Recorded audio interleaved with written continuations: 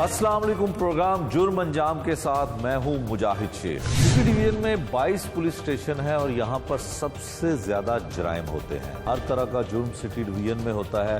मुकदमात की शरह भी बहुत ज्यादा है और क्राइम रेट भी बहुत ज्यादा होता है। इस हवाले से आज आपको दिखाएंगे कि 22 पुलिस स्टेशन वाला सिटी डिवीजन क्या कारकर्दगी करता है। किसी भी ज़िले में अगर जाएं तो 22 थानों का ज़िला नहीं होता है।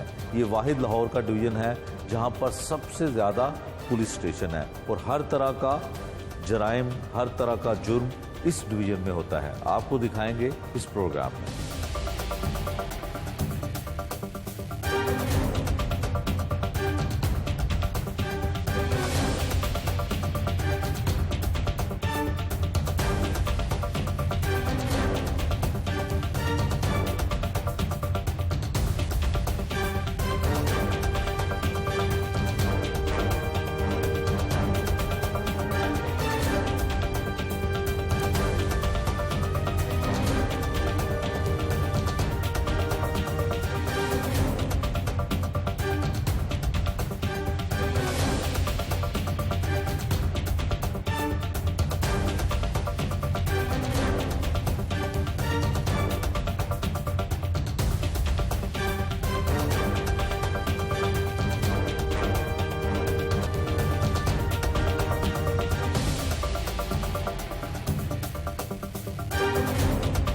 नेशनल एक्शन प्लान के तहत किराएदारी एक्ट में भी पुलिस मुकदमा दर्ज करती है।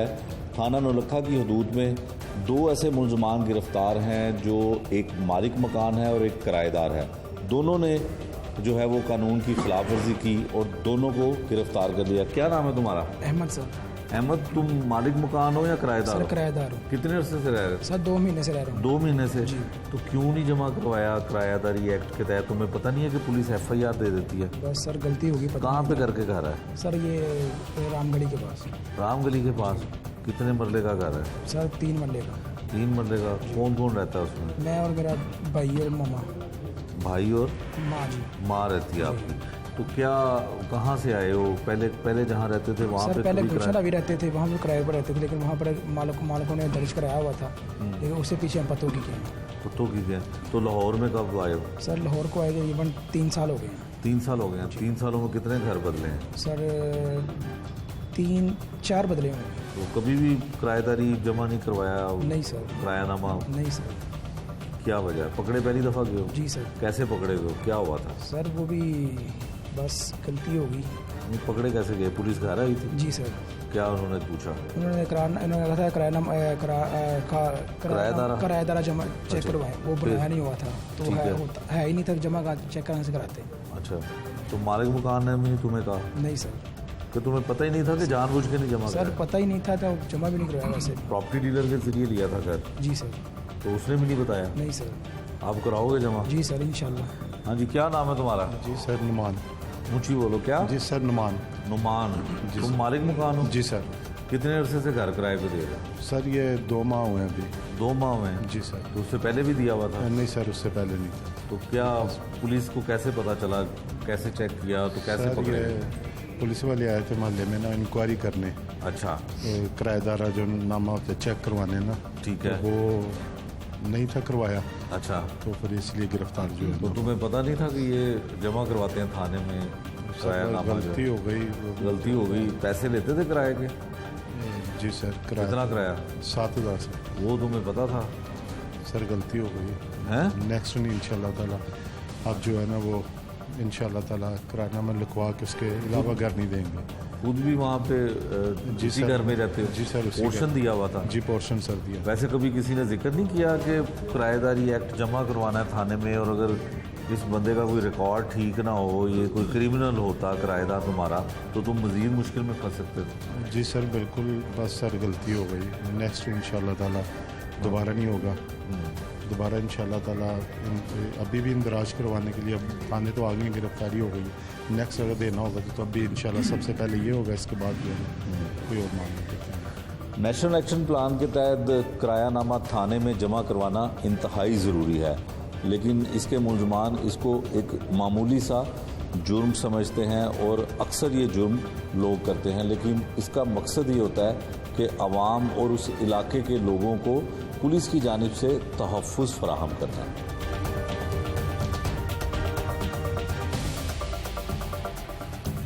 सिटी डिवीज़न पुलिस ने एक और कार्रवाई करते हुए वन व्हीलर को गिरफ्तार किया है। अभी क्या नाम है तुम्हारा? मोहम्मद वासिक।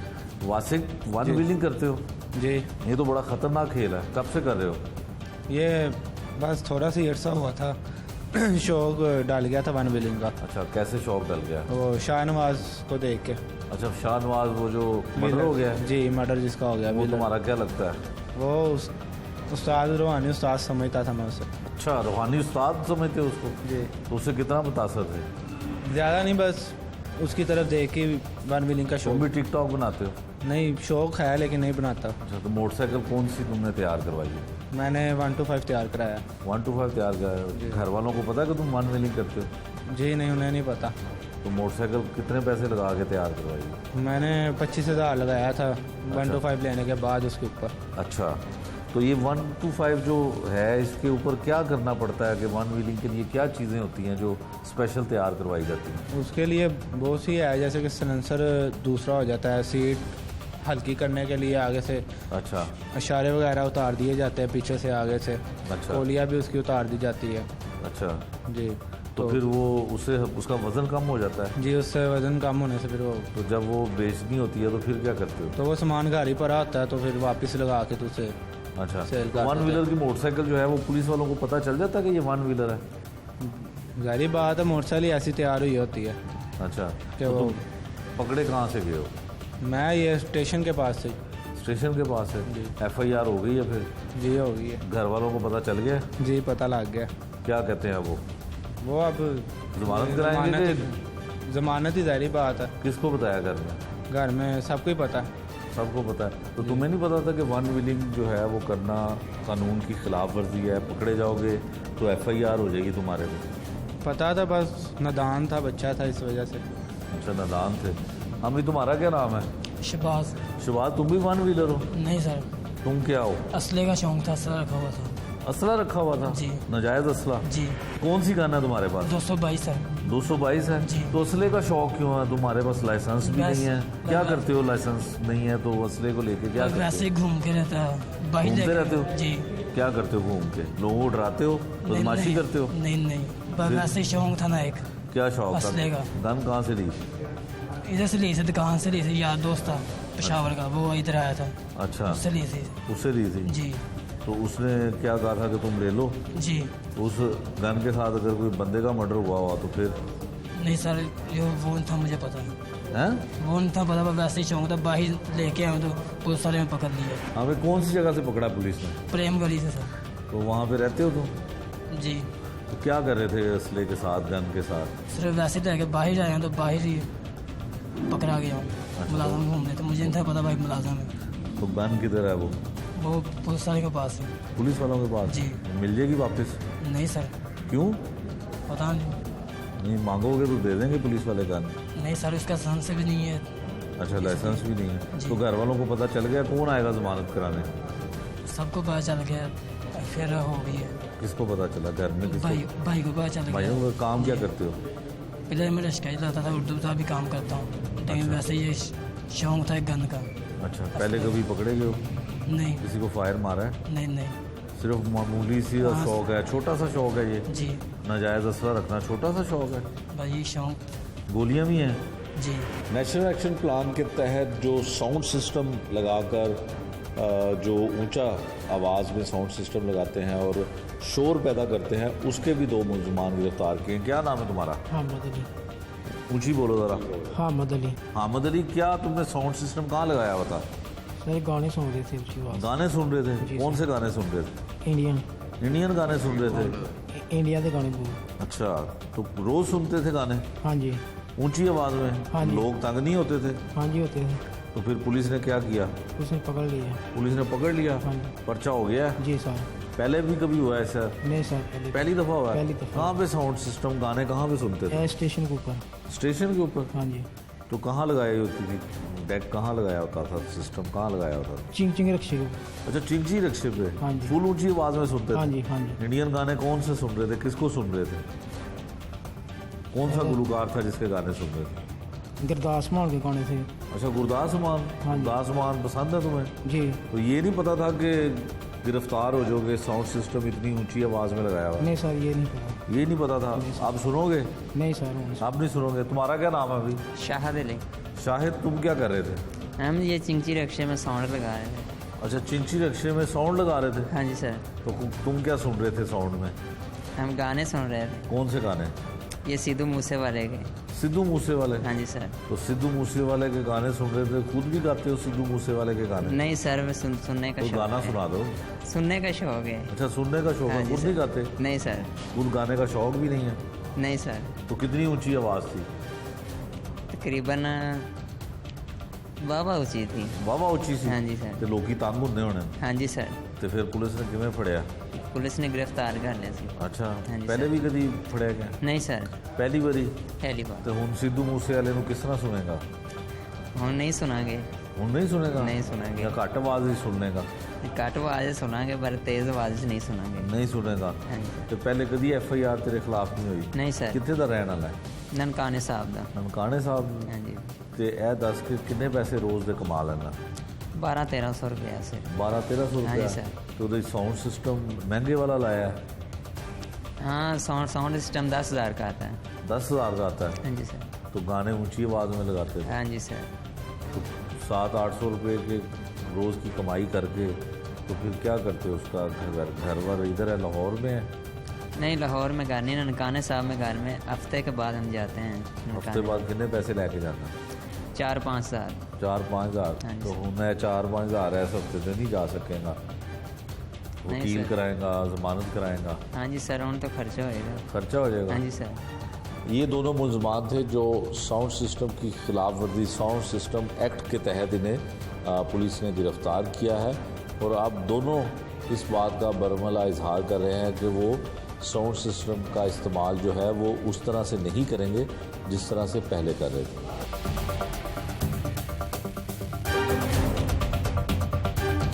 सिटी डिवीजन में एक और पुलिस ने कार्रवाई की है जिसमें मंशियात फरोश को गिरफ्तार किया गया है। इसके खिलाफ 9C का मुकदमा पुलिस ने दर्ज कर लिया है। क्या नाम है तुम्हारा? बिलाल अहमद। बिलाल अहमद।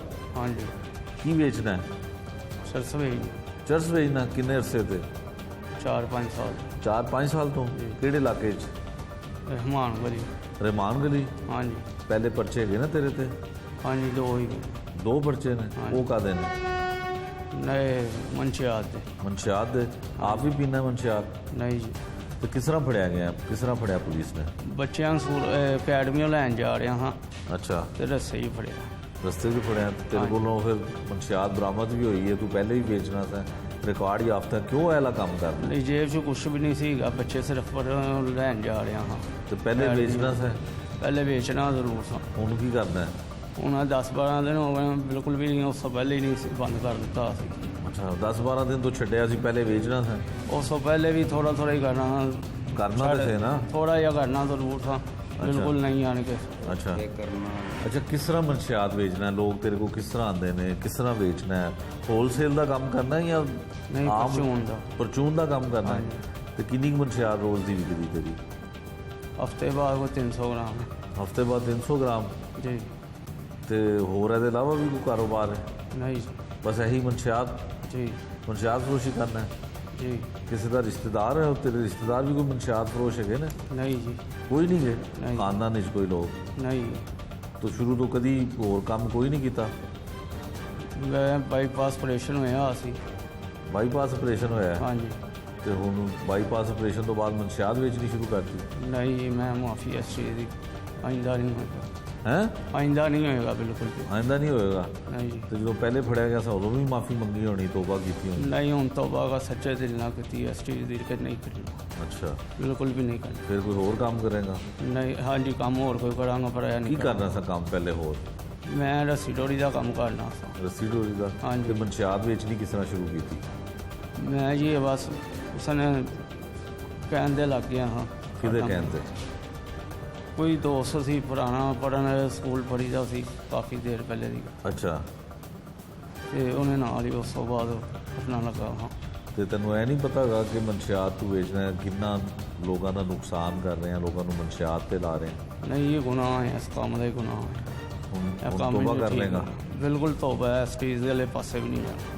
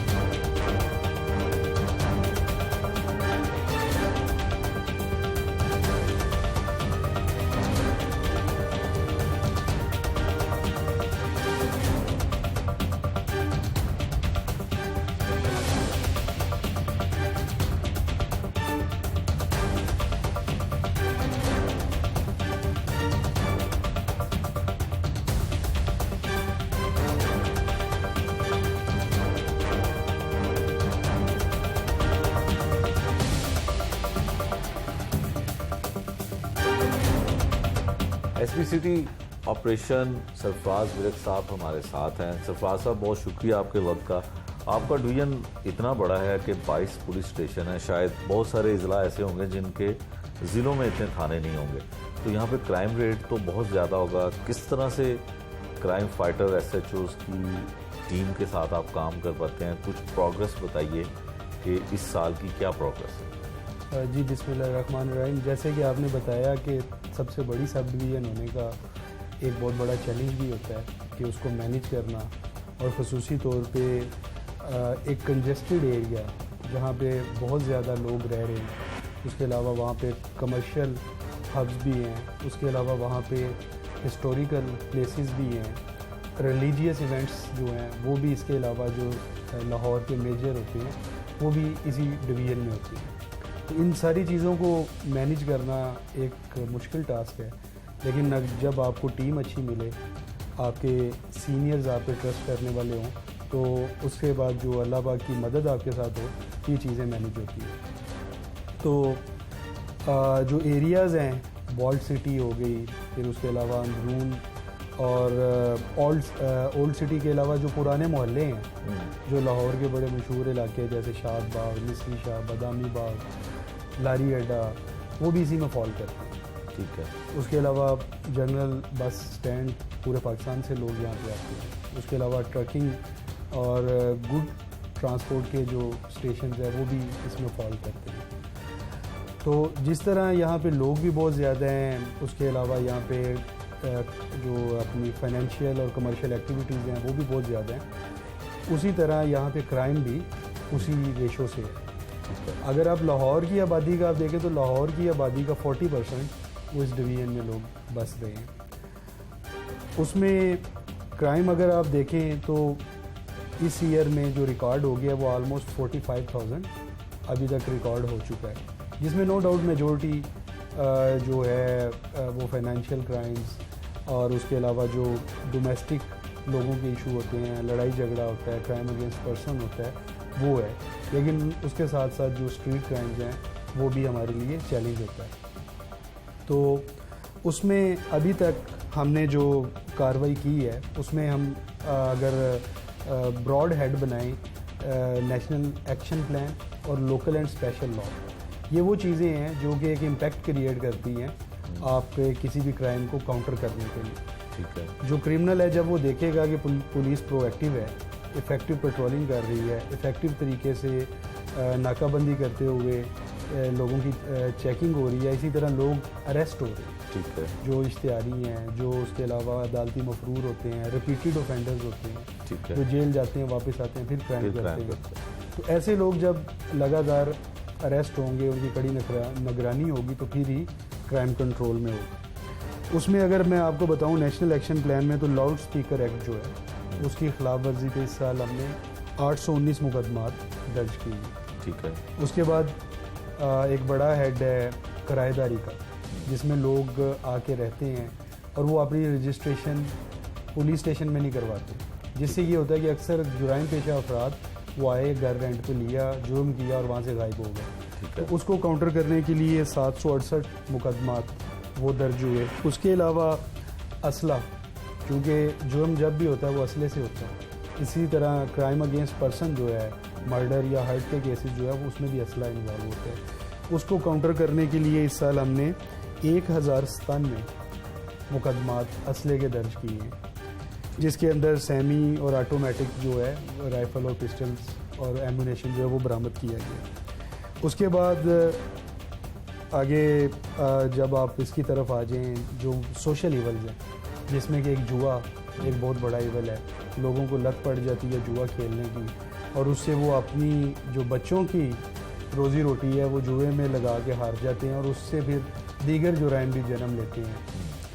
इस साल जो जुए के हमने 260 मुकदमा दर्ज किए हैं, जिसमें 1022 लोग जो इन्वॉल्व थे उनको अरेस्ट किया गया।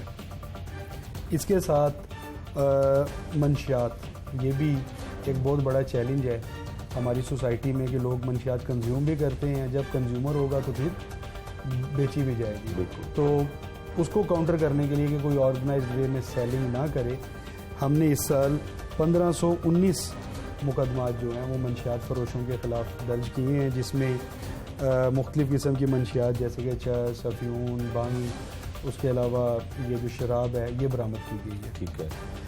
उसके बाद अगर हम आ जाएँ दीगर जो सोशल इवल्स हैं जिसमें जैसे कि काइट फ्लाइंग पहले फॉर फन की जाती थी, लेकिन with the passage of time उसमें ऐसी इंटरवेंशन हुई कि वो इंसानों के लिए मोहलिक साबित होना शुरू हो गई, जिससे बहुत सारे लोगों की डेथ भी हो जाती है। तो उसको भी प्रोएक्टिवली हम काउंटर करते हैं।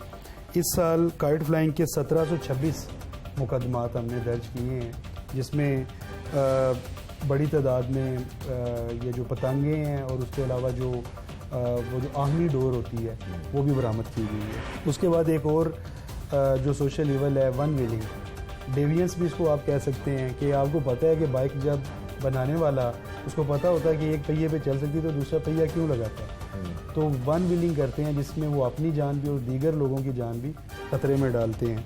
तो उसके खिलाफ कार्रवाई करते हुए हमने 397 मुकदमात वन व्हीलर्स के ख़िलाफ़ भी दर्ज किए हैं। उसके बाद एक और जो मुआशरती बुराई भी है, जुर्म भी है बहुत बड़ा, हवाई फायरिंग, जो कि लोग अक्सर व बेशतर दूसरों की जान खतरे में डाल देते हैं हवाई फायरिंग करते हुए। उसको भी काउंटर करने के लिए हमने इस साल 132 मुकदमात हवाई फायरिंग के जो लोग जिन्होंने किए उनके ख़िलाफ़ दर्ज किए। उसके अलावा आतिशबाजी आपको पता है वो भी पाबंदी है, वो भी मोहलिक साबित हो सकती है, 52 मुकदमात उसके हैं। उसके बाद एक और जो जुर्म भी है और सोशल इवल भी है, प्रोस्टिट्यूशन। तो जो प्रोस्टिट्यूशन डेन्स हैं वो 94 मुकदमात इस साल हमने दर्ज किए हैं, ताकि कोई कहीं पे भी ऑर्गेनाइज्ड वे में प्रोस्टिट्यूशन ना हो सके। ठीक है।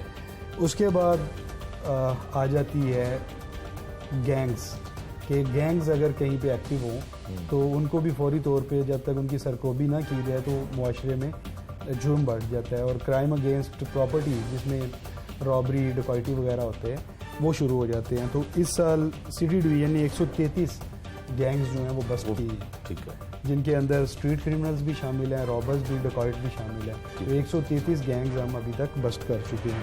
उसके अलावा जो लोगों के आपस के इख्तलाफात हैं, लड़ाई झगड़ा जो कि आगे चल के किसी बड़े वकूआ हो सकता है, जिससे जैसे कि लोग एक दूसरे से को ज़ख्मी कर देते हैं, कत्ल कर देते हैं, इक़दाम कत्ल, उनको काउंटर करने के लिए भी हम इंसदादी कार्रवाई करते हैं, जिसमें 150 और 107, 151 उसमें उनको शोर्टी बाउंड किया जाता है, मजिस्ट्रेट के सामने पेश किया जाता है कि लोग अपना रवैया चेंज करें। तो उसमें अगर हम आपको बताएं तो 107, 150 के तहत 4182 कार्रवाइयाँ अमल में लाई गई, जबकि 107, 151 के तहत 2985 कार्रवाइयाँ अमल में लाई गई। इन कार्रवाइयों की वजह से बहुत से ऐसी वाक़यात जो कि इक़दाम कत्ल या कत्ल की तरफ जा सकते थे उनको रोका गया। ठीक है।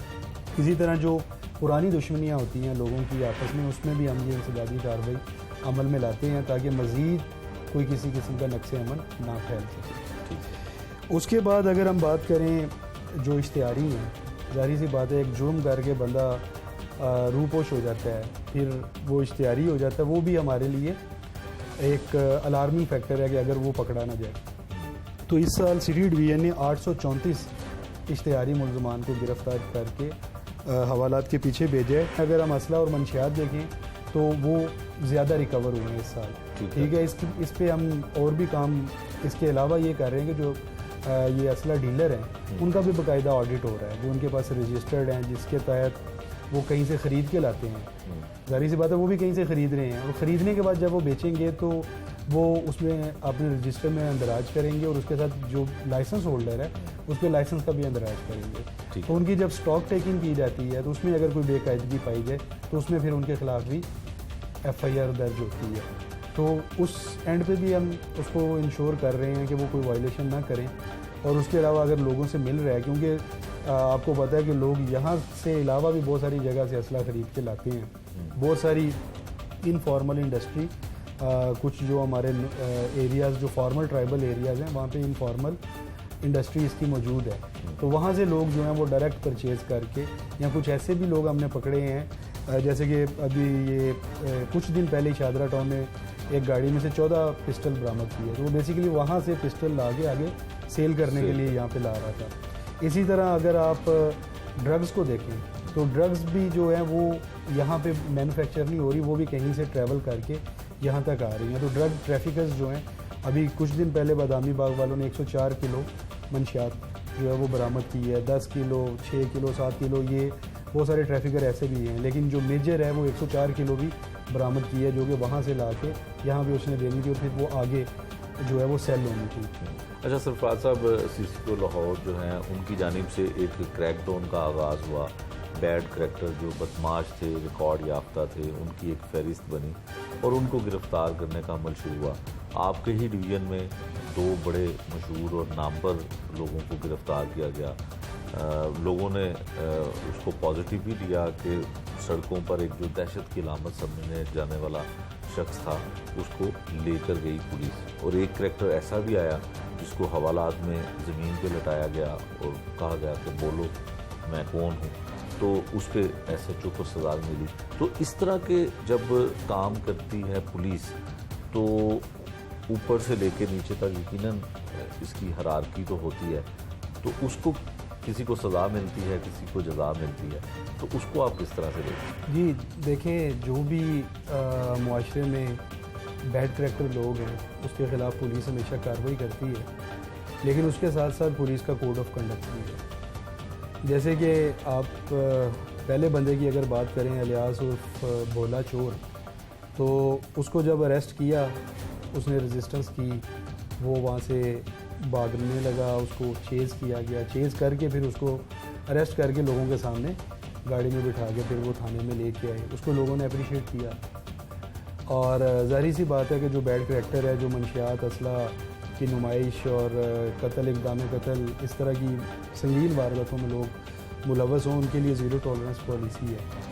तो उस पर जो है हमने उनको अप्रिशिएट भी किया, जो हमारे ऑफिशियल्स थे, पुलिस ऑफिशियल्स। लेकिन उसके मुकाबले में जो दूसरा एक शख्स चंद गुजर, नो डाउट वो भी इसी करैक्टर का बंदा है, उसके ख़िलाफ़ भी हवाई फायरिंग, नाजायज़ असला, कत्ल, इक़दाम कत्ल, अगवा की मुकदमा दर्ज थे। लेकिन उसकी अरेस्ट के बाद एक जो आप समझें कि एक वीडियो ऐसी हमारे सामने आई जो कि मुतनाज़ वीडियो जिसको हम कह सकते हैं, जिसकी इंक्वायरी भी अंडर प्रोसेस है, जिसमें कि पुलिस का चेहरा तो किसी शख्स का नहीं आया, ना ही कोई आइडेंटिटी आई, लेकिन वो उसकी एम्बियंस ऐसी थी कि जैसे कि पुलिस की मौजूदगी में उसको फोर्स किया जा रहा है कि वो गैर इंसानी आवाज़ें निकाले। तो उस पर हमें जैसे ही पता चला तो हमने उसको सस्पेंड भी किया और उसके ख़िलाफ़ जो है लीगल प्रोसीडिंग्स जो है उसका भी आगाज़ हो गया। तो ये पुलिस जो है वो कस्टोडियन ऑफ ह्यूमन राइट है। तो जो ह्यूमन राइट्स की कस्टोडियन है वो खुद कभी भी ह्यूमन राइट वायलेट नहीं कर सकती। यही हमारा मैसेज जो है, हमारी जितनी भी जूनियर कमांड है उन सबको यही है। तो अगर उसकी वायलेशन होगी तो फिर उसके ख़िलाफ़ जो है वो डिपार्टमेंटल प्रोसीडिंग लाजमी होगी। और उससे जो सबसे बड़ी बात यह है कि जो एक इम्पेक्ट होता है आपके अच्छे काम का, उसके अलावा जो आपके शोहदा हैं, आपके गाजी हैं, उनका जो एक इम्पैक्ट है वो सारा ज़ाया हो जाता है। तो इस वजह से कोई भी ऐसी माल प्रैक्टिसेस के इलीगल डिटेंशन हो या टॉर्चर इन पुलिस कस्टडी हो, इस पे ज़ीरो टॉलरेंस है। और अगर कोई भी पुलिस ऑफिशियल उसमें मुलविस हो तो हम उसको जो सज़ा उसकी बनती है उसको ज़रूर दें। अच्छा सरफराज साहब, नेशनल एक्शन प्लान जो है जिसकी आपने डिटेल भी बताई, किसी दौर में इस पे बहुत सख्ती से इम्प्लीमेंट होता था। जिस तरह से आपने बताया कि किरायादारी एक्ट पे हम बहुत सख्ती करते थे, मुख्तलिफ होटल्स में जो लोग आगे ठहरते थे वो होटल आई के नाम से एक ऐप भी थी, उस पर कितना इम्प्लीमेंट होता है और कितनी मदद मिलती है? खुदा न खासा वो दहशतगर्दी के एलिमेंट में भी चीज़ें जाती थी, लोग ऐसे आगे ठहरते थे, ख़ासकर सिटी डिवीज़न। देखें जी, जो होटल आई है वो अभी भी फंक्शनल है और रोज़ाना की बुनियाद पे एक दो जो लोग हैं वो भले अदालती मफरूर हों या इख्तियारी हों, हमारे ज़िले के नाम भी हों, दीगर अजला के, वो हमारी गिरफ्त में आ जाते हैं।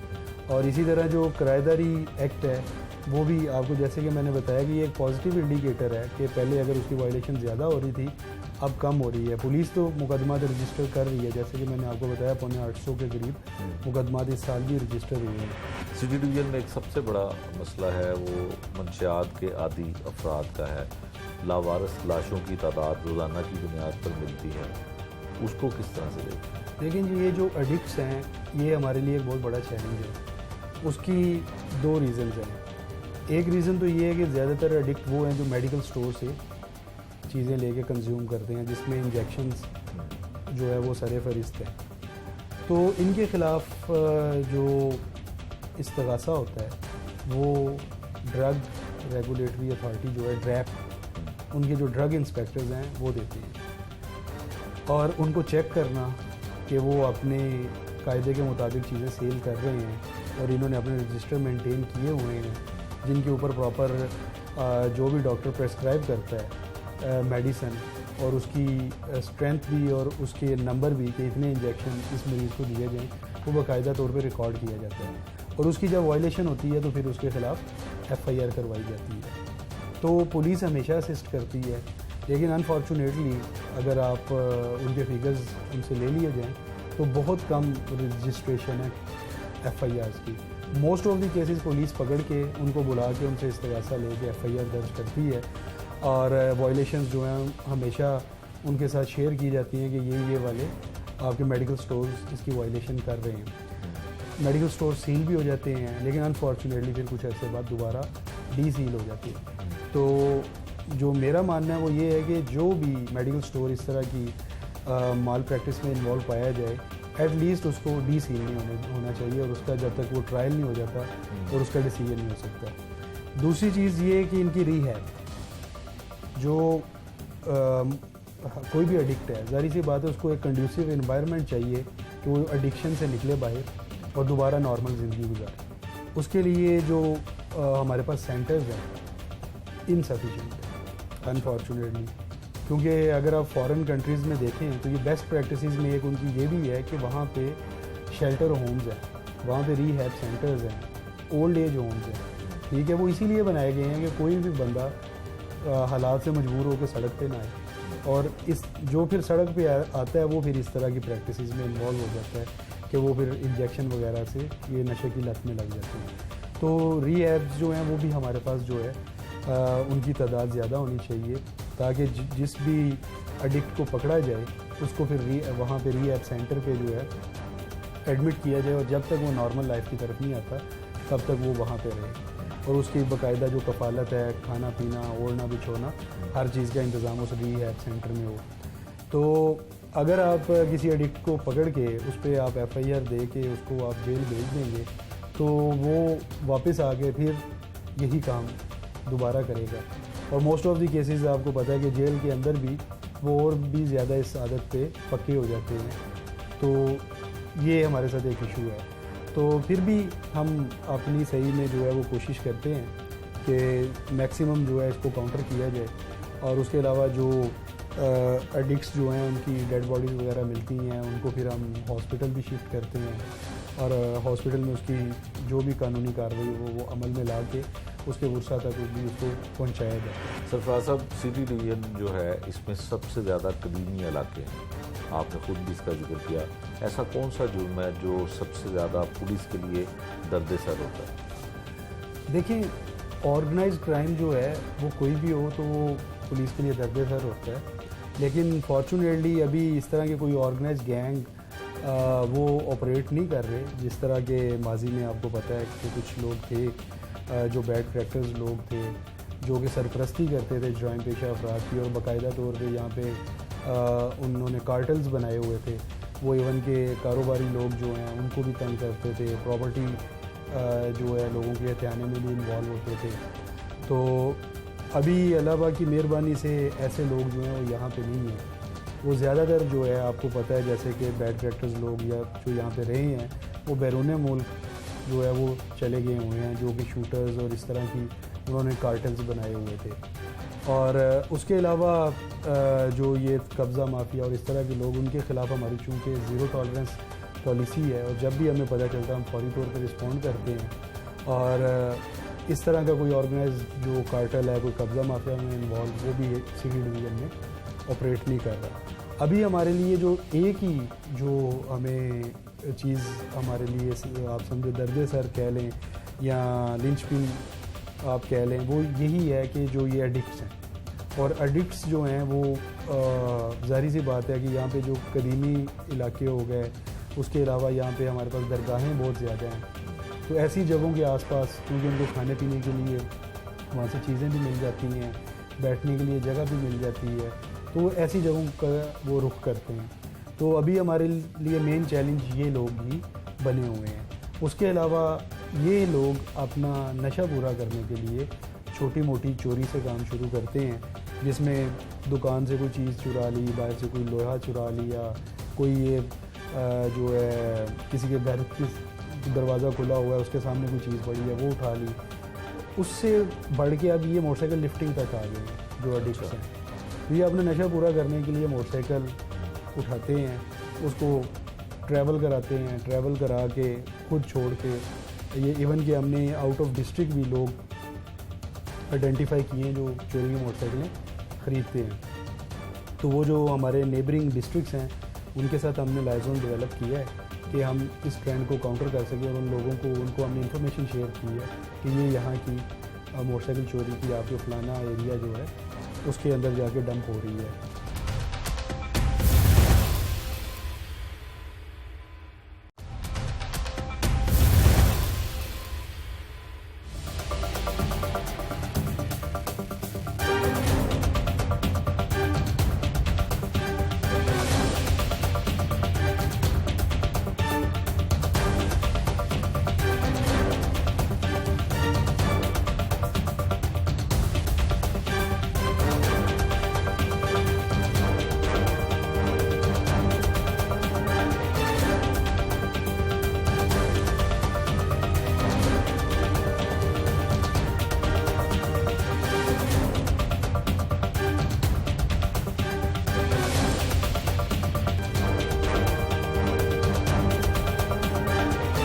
सिटी डिवीज़न के सबसे अहम और मुतहरिक जो थाना है नौलखा, उसके एसएचओ दानियाल गुजर हमारे साथ मौजूद हैं, जिन्होंने पिछले दिनों भी काफ़ी अहम कार्रवाइयाँ की और मुलजमान को गिरफ़्तार किया। दानियाल साहब, बताइए कि आपके इलाके में एक बड़ी मशहूर एक 15 लाख की डकैती की वारदात हुई और उसको फिल्मी अंदाज में उसके शूज़ से, जोगर से जो है वो पहचाना गया। क्या वाक़या था, किस तरह से हुआ? ये कामरान खालिद नाम का एक शख्स है, बशीर पाइप एंड सन्स में ये मुलाजमत करता है पिछले 9-10 साल से।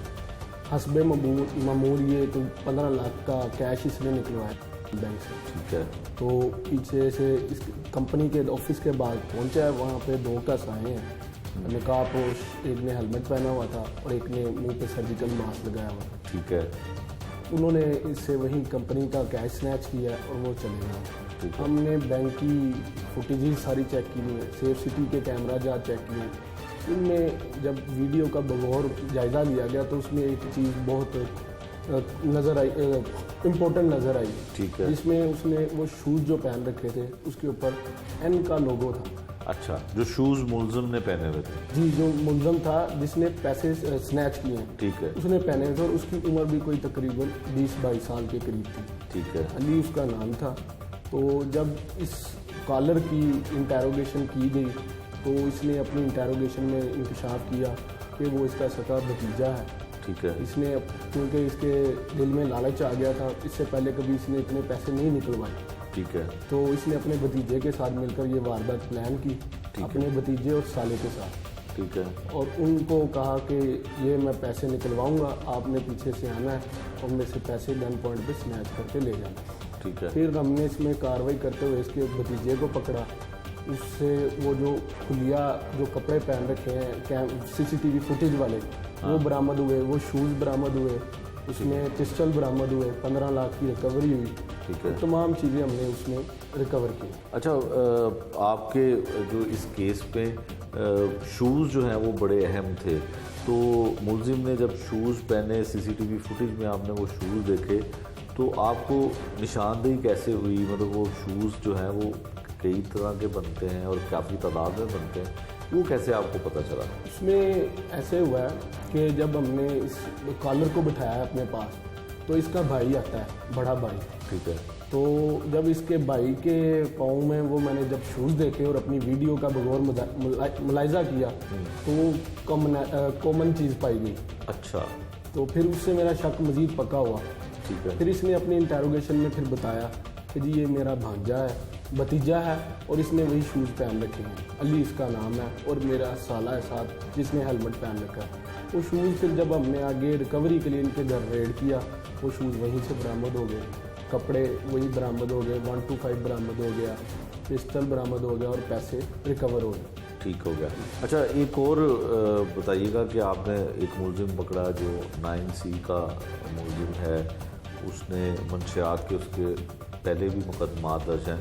इस इलाके में किस तरह की ज़्यादा वारदातें होती हैं, ख़ासकर नौलखा की हदूद में? क्योंकि ये कमर्शियल एरिया सारा, बरंत रोड, इसमें रेलवे रोड, मुख्तलिफ मार्केटें हैं, टायर मार्केट है, पान मार्केट है, मुख्तलिफ किस्म की मार्केट्स हैं। तो यहाँ पे लोगों का बाहर से आना बहुत ज़्यादा होता है, क्योंकि छोटे व्यापारी हैं वो इधर बड़ी मार्केटों में आते हैं अपने कारोबार के लिए या चीज़ों की फ़रोख्त तिजारत के लिए। तो उसमें ये है कि यहाँ ज़्यादातर क्योंकि रेलवे स्टेशन भी है तो लोग आते हैं, आमदोरफ्त काफ़ी ज़्यादा है, तो ज़्यादातर यहाँ मोबाइल चोरी बहुत ज़्यादा है। ठीक है, लेकिन क्योंकि हर जुर्म का ताल्लुक मंशियात से है, तो मंशियात बेसिक जड़ है किसी भी जुर्म की, तो इसलिए हमने जब से मेरी पोस्टिंग है हमने मंशियात पे काफ़ी क्रैकडाउन किया। इसमें हमने एक मशहूर ज़माना बदमाश रहा है नवीद लंबी वाला, उसके भाई अब्दुल अजीज़ और गोशी भट्ट को भी गिरफ्तार किया। ठीक है, उसके ऊपर पहले भी एक 29 किलो का FIR दर्ज थी, इससे पहले एक 1600 ग्राम की और एक 29 किलो की।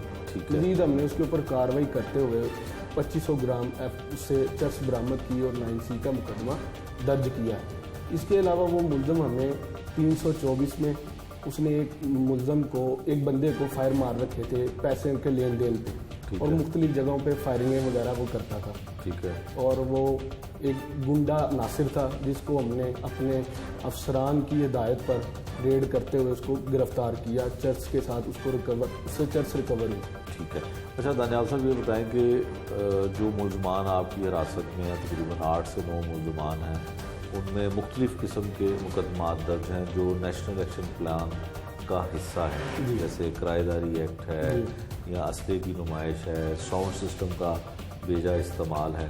तो ये रोज़ाना की बुनियाद पे इस तरह के मुलजिम आते हैं सिटी डिवीजन में? जी ऐसे ही है जी। नेशनल एक्शन प्लान के तहत हम रोज़ाना की बुनियाद पे सर्च एंड कॉम्बिंग ऑपरेशन भी करते हैं और मुख्तलिफ कार्रवाइयाँ भी करते हैं, जिसमें आज हमने 2 1 व्हीलर्स पकड़े हैं, एक असला की FIR दी है, उससे 222 राइफ़ल रिकवर किया। उसको टिकटॉक बनाने का बहुत शौक़ था, तो उससे राइफ़ल रिकवर हुई है। फिर हमने साउंड सिस्टम की दो FIR दर्ज की हैं। इसके अलावा किराएदारी की टोटल 3 FIR आज के दिन में दर्ज हुई हैं। मज़ीद इसमें लोगों को सर्च किया जाता है कि कोई इधर अपना कोई दहशत गर्दी के हवाले से कोई, इसके अलावा क्योंकि यहाँ पठान बरादरी बहुत है नौलखा लंडा बाज़ार में, तो उनका रूटीन वाइज कॉम्बिंग ऑपरेशन चलते रहते हैं। ठीक है।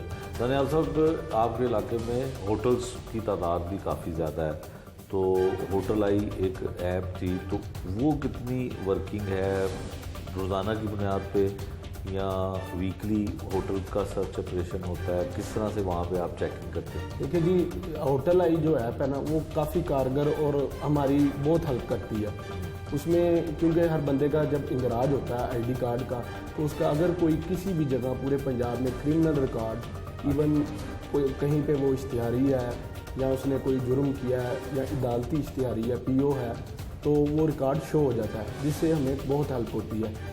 इसी तरह हमने इस महीना में तो तकरीबन 15 इश्तिहारी पकड़े हैं। अच्छा। एक कैटेगरी का 392 में वारदात में मतलूब था थाना गालम मार्केट में, और इसके अलावा दीगर क्राइम के हमने 14 मुलजम पकड़े हैं जो मुख्तलिफ मुकदमात में इश्तिहारी थे। ठीक है।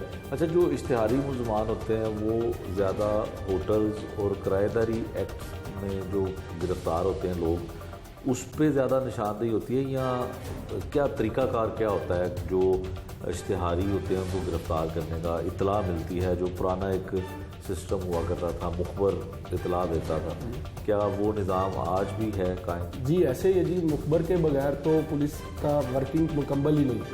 मुखबर की इंफॉर्मेशन पे हम मुख्तलिफ टारगेट्स अपने असाइन करते हैं, उनको फिर उनकी रैकी प्रॉपर रैकी की जाती है, उनका क्रिमिनल रिकॉर्ड देखा जाता है, फिर उनकी नौयत के मुताबिक, जुर्म की नौयत के मुताबिक उसकी गिरफ्तारी अमल में लाई जाती है। ये था आज का जुर्म अंजाम, जिसमें आपने देखा कि लाहौर के 22 पुलिस स्टेशन वाला डिवीज़न जो है किस तरह से क्राइम को कंट्रोल करता है, मुल्ज़मान क्या कहते हैं और किस तरह का यहाँ पे जुर्म होता है। और एसपी का मौक़िफ़ भी आपने सुना कि वो किस तरह इतने बड़े डिवीज़न को क्राइम से पाक करने की कोशिश कर रहे हैं। नए प्रोग्राम तक के लिए मुझे दीजिए इजाज़त। अल्लाह हाफ़िज़।